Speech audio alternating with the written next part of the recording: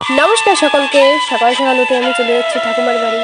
এই যে আমার ঠাকুমার বাড়ির রাস্তা, পাশে আমার ঠাকুমার বাড়ি। এরপর বাড়ি চলে এসে আমি আবার ভাত বসিয়ে দিলাম। ভাত রান্না করছি। ভাত রান্না করতে করতে ভাবলাম কী রাঁধবো তরকারি। বাট হঠাৎ আমার মা বললো যে ঘরে কয়েকটা বটবটি আছে, তাই বটবটিগুলোকে ছোটো ছোটো করে আমি কেটে নিলাম ভাজার জন্যে।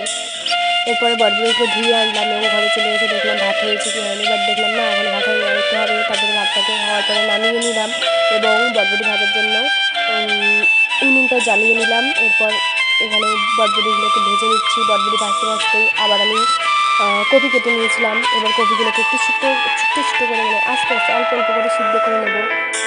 তো সিদ্ধ করে নেওয়ার পরে যা যা মশলা লাগে তা বেটে নিলাম। শিলনোড়ায় মশলাগুলোকে বেটে নেওয়ার পরে আমি কপিটাকে রান্না করার জন্য সব কিছু কেটে নিয়ে যে আবার কপি রান্না করার জন্য চলে আসলাম। কপিটাকে রান্না করতে করতে আমি মায়ের সঙ্গে বিভিন্ন রকম গল্প করছিলাম। সেগুলো তোমাদেরকে না বলাটা এখন ঠিক আছে, এগুলো কপিটা রান্না করছি।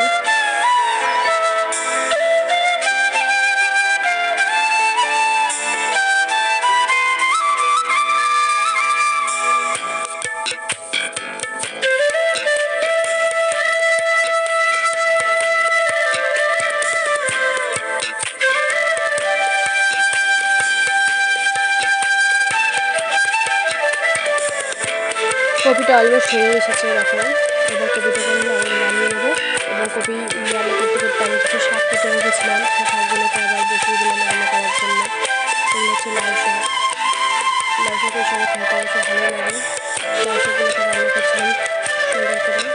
লাল শাক রান্না করার পরেই চলে গিয়েছিলাম আমি স্নান করতে।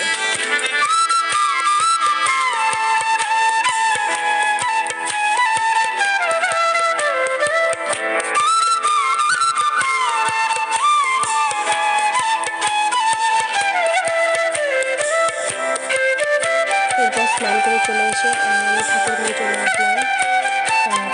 ঠাকুর ঘরে এসে আমি ঠাকুর ঘরটা সুন্দর করে ঝাড়ু দিয়ে নিয়ে ঠাকুরের বাসনগুলো মেজে নিলাম। এরপরে ফুল তুলে আনলাম।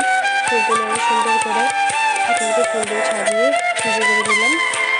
এভাবে আমার ছোট্ট মিনি ব্লগটা শেষ করলাম। রাধে রাধে।